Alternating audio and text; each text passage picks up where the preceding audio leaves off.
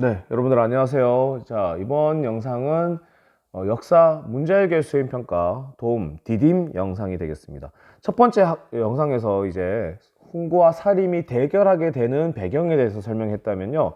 이제 본격적으로 사화를 통해서 훈구와 사림이 대립을 거치게 되고 이 이후에 권력을 다시 잡았던 사림이 훈구를 바라보는 시각이 어떠했음을 했는지를 우리가 파악할 수 있는 시간을 좀 갖도록 하겠습니다. 자, 보시면요. 자, 사화에 대한 전반적인 내용을, 전반적인 내용은 여러분들하고 수업하고 다 다뤘기 때문에 빈칸은 여러분들 프린터물 보시고 교과서 보시면 다 나와 있겠는데요. 자, 이 과정이 총 4개 사화 과정입니다. 그래서 여기는 갑자사화, 무오사화죠. 무오라고! 여기는 갑자기, 여기는 기묘한의 을사는 그냥 외우세요. 자, 사화 4개를 겪었어요. 자, 아닌 부분도 있지만, 자, 연산군도 그렇고 중종 때도 그렇고, 이런 사화는 훈구에 의해서 주도하에 이루어지고, 결국 피해를 많이 보는 건 사림들이었습니다. 그러니까 이 정치 한 몇십 년 동안 이 수많은 4차례의 사화를 겪으면서 사림들이 훈구에서 피해를 본 거예요. 특히나 정치적 권력이 독점된 상황에서 자기들 피해를 입는 걸 겪었단 말이에요. 자, 그런데, 자, 조광조도 마찬가지고 피해를 입었던 사림들이 나중에는 정치적으로 이제 거의 몰락하다시피 하는데, 결국에는, 자, 서원과, 여기 있죠. 서원과 향약의 보급으로 여러분들이 아시다시피 지방에서 다시 뿌리를 내려서 다시 세력을 저변을 확대합니다. 자, 그래서 결국 사화가 이렇게 4가지 있고요. 이런 심한 사화를 겪었던 사림 입장에서 훈구를 어떻게 봐야 될까요? 자, 어쨌든 다음 다시 영상을 다시 도움닫기 내용을 보도록 하겠습니다. 자, 앞으로 하나씩 해볼게요. 자, 1번과 2번은 첫 번째 영상에서도 다뤘습니다. 그래서 1번은 가장 선비들에게 중요한 한 번은 성리학이었고요. 그럼 성리학에서 정치 어떻게 해라 했냐? 자, 근본은 백성, 민본이죠. 민본. 민본. 자, 왕은 정치를 왕도 정치를 해라. 그 왕도 공부 열심히 해서 수련해라 이런 뜻이기도 하고요.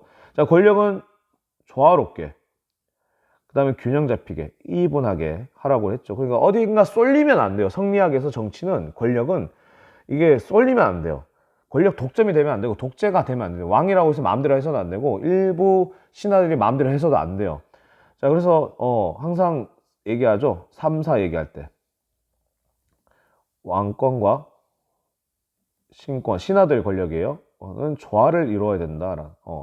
사관원, 사원부, 홍문관이 3사입니다. 그래서 언론기관이잖아요. 그래서 항상 이 얘기를 항상 한다는 거죠. 신권과 왕권이 조화로워야 된다. 그래서 부정부패는 노 외척은 말 그대로 훈구라 말씀드렸어요. 훈구.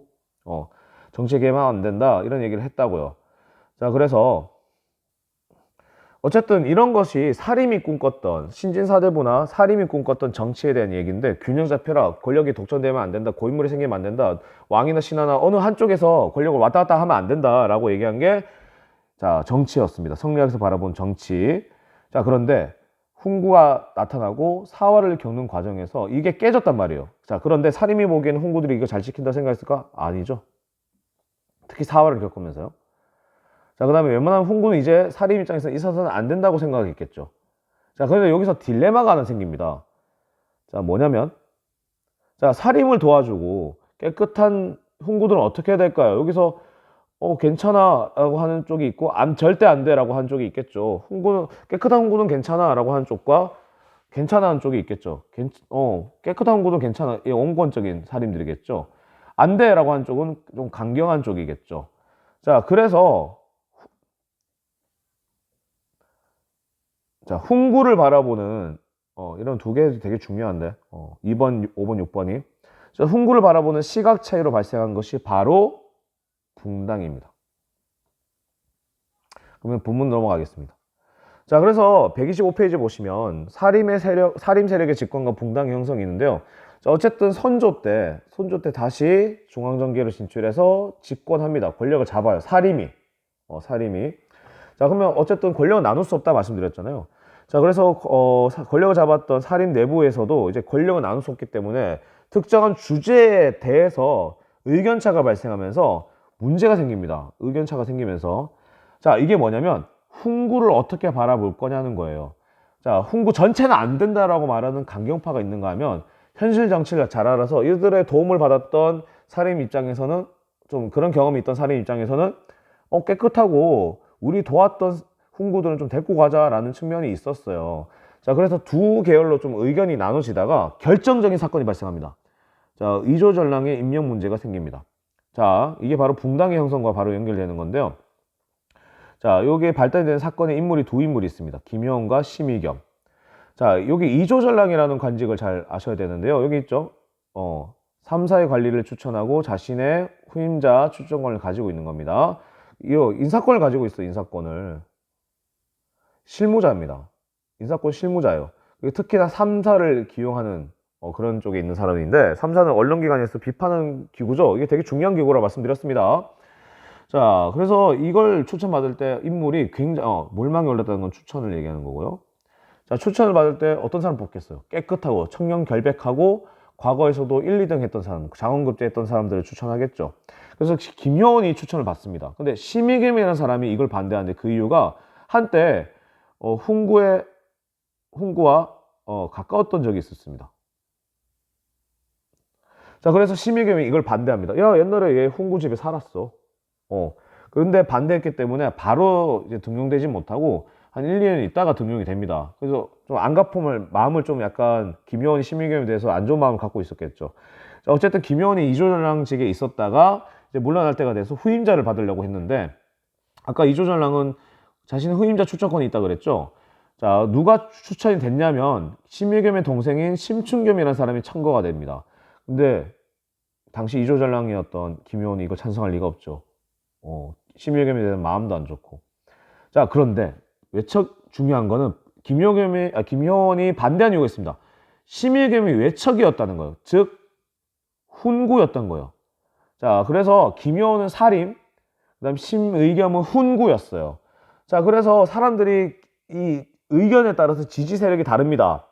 자, 그래서 여기 오른쪽에 보시면 깨끗한 훈구는 괜찮아. 자, 그래서 심의겸은 깨끗한 훈구라고 판단한 사람들은 심의겸의 의견에 찬성했고요. 이 사람들은, 심의겸 지지한 사람들은 바로 서인이 됩니다. 왜냐? 심의겸이 궁궐에서 서쪽에 살았거든요.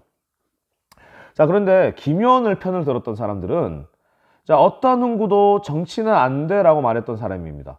자, 그래서 이 사람들은 김효원을 지지했고요. 김효원은 궁궐에서 동쪽에 살았기 때문에 이 사람들을 동인이라고 불렀습니다. 그래서 동인과 서인으로 구분되게 됩니다.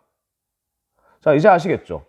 자, 그래서 여러분들은 이 둘 중에 하나 선택하셔야 되는 거예요. 자, 어쨌든 동인과 서인 쪽에서. 자, 그래서 이런 서인들은 동인과 서인으로 붕당이 이루어졌고요. 특히 이왕의 제자들은 동인, 이의 제자들은 서인이 됩니다. 그래서 대다수 이 사람들의 제자가 붕당을 이룹니다. 이황과 이의 제자들이요. 자, 넘어갈게요. 그래서 이조전랑 임명 문제에 대한 스토리가 있습니다. 자, 이 부분은 제가 설명드렸던 그 부분에 대한 내용을 더 자세하게 풀어본 내용이니까 자, 여기 1번, 2번, 3번, 4번, 5번, 6번 이런 식으로 여러분들이 쭉 읽어서 스토리를 한번 더 확인해 보세요. 꼭 하셔야 됩니다. 꼭 하셔야 됩니다. 약속해요. 약속해요. 자, 그러면 다음 페이지. 자, 그래서 이런 발단이 돼서 심의겸을 지지하는 세력과 김효원을 지지하는 세력으로 당론이 나뉘어서 자, 여기 보실게요. 여기 보실게요. 자, 여러분들은 어느 쪽이 더 타당하다고 생각하시나요? 자, 김효원을 비판한, 특히 김효원 비판한 심의겸이지만 어쨌든 심의겸 훈구인 심의겸을 지지하는 서인. 자, 그러니까 훈구를 지지하기 때문에 청렴한 훈구에게는 좀 온건한 편이 되겠죠. 그 다음에 심의겸을 비판한 한때 훈구와 친했던 사림 어쨌든 사림이에요. 사림이 김효원을 지지한 동인.